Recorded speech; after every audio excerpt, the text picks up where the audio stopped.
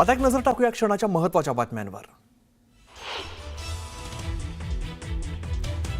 नाशिकमध्ये पावसाचा जोरदार कमबॅक, गोदावरीला पूर, दुतोंड्या मारुती पाण्याखाली, सराफ बाजारातही शिरलं पाणी।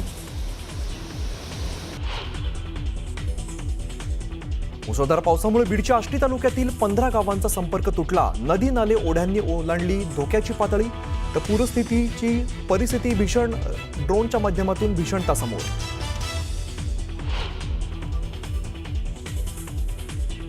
सोलापूरला पुन्हा पावसानं झोडपलं। आदिला सीना नदीला पूर, घरांमध्ये पाणी शिरलं, तर नदीकाठची शेती पाण्याखाली।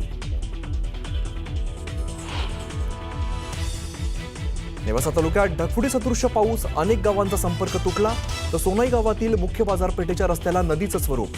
नेवासा शेवगाव तालुक्यांना जोडणारा पूल पाण्याखाली गेल्यामुळे संपर्क तुटला।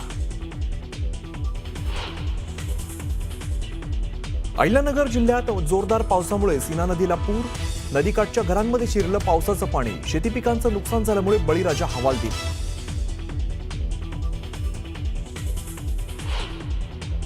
उजनी धरणातून पाणी सोडल्यामुळे चंद्रभागा नदीला पूर, चंद्रभागा वाळवंटातील अनेक मंदिरांना पाण्याचा वेढा, विसर्ग कमी केल्याने पूर ओसरण्याची शक्यता। पावसानं पुन्हा मराठवाड्याला झोडपलं, पावसामुळे शेती पाण्याखाली, अनेक ठिकाणी जमीन खरडून निघाली। मुसळधार पावसामुळे शहापुरातील बादसा धरणाचे 5 दरवाजे उघडल्यामुळे नदीला पूर, सापगाव जवळच्या पुलावरून तब्बल 4 फुटांवरून पाणी वाहत असल्यामुळे 150 पेक्षा अधिक गावांचा संपर्क तुटला।